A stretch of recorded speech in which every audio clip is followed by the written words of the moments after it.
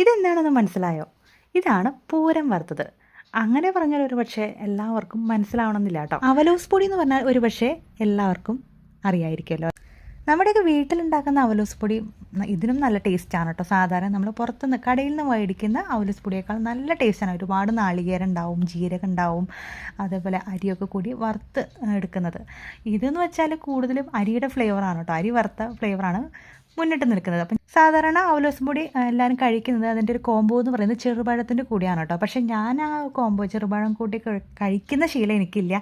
ഞാൻ ആദ്യമായിട്ട് കേൾക്കുന്നത് എൻ്റെ കല്യാണം കഴിഞ്ഞ് ഹസ്ബൻഡിൻ്റെ വീട്ടിൽ വന്നപ്പോൾ അവർ കഴിക്കുമ്പോഴാണ് എനിക്ക് ആ ഒരു ഇതിനെ പറ്റിയിട്ട്, ആ ഒരു കൊമ്പനെ പറ്റിയിട്ട് എനിക്ക് അറിയുന്നത് കേട്ടോ. എനിക്ക് കഴിക്കാൻ ഇഷ്ടം പഞ്ചസാര ഇട്ടിട്ട് നല്ല പാൽച്ചായ, എനിക്കത്ര നിർബന്ധമില്ല, കട്ടൻ ചായയൊക്കെ ഒഴിച്ച് കുറച്ച് കുതിർത്തി കഴിക്കുന്നതാണ് കേട്ടോ. ഞാൻ ചെറുപ്പം മുതൽ ഞങ്ങൾ അവിടെ ശീലിച്ച് വന്നത് ഇങ്ങനെയാണ് കേട്ടോ. ഈ ഉത്സവകാലത്തൊക്കെ വീട്ടിൽ ഉണ്ടാക്കുന്നത് കൊണ്ടായിരിക്കും ഇതിനെ പൂരം വറുത്തത് എന്ന് പറയുന്നത് കേട്ടോ. ചിലർ പൂരം വറുത്തെന്നൊക്കെ കേൾക്കുമ്പോൾ ഭയങ്കരമായിട്ട് ചിരിക്കാൻ സാധ്യതയുണ്ട്. അപ്പോൾ ഞങ്ങളുടെ നാട്ടിൽ ഈ ഒരു പേരാണ് അറിയപ്പെടുന്നത് കേട്ടോ, ഈ ഒരു പലഹാരം എന്ന് പറയുന്നത്. അപ്പോൾ ഇന്നെന്തായാലും എൻ്റെ സ്നാക്ക് 4 മണിക്ക് അങ്ങ് ചായ കുടിക്കുന്ന ശീലം തീരെയില്ല. കുടിക്കുകയാണെങ്കിൽ തന്നെ കട്ടൻ ചായയാണ് എനിക്കിഷ്ടം. അപ്പോൾ അവലോസ് പൊടിയും കൂടി കിട്ടിയപ്പോൾ ഭയങ്കര ഇഷ്ടമായി കേട്ടോ. അപ്പോൾ നിങ്ങളുടെ നാട്ടിലെ ഈ ഒരു പലഹാരത്തിന് എന്താണ് പറയുന്നതെന്ന് കമൻറ്റ് ചെയ്യണം കേട്ടോ.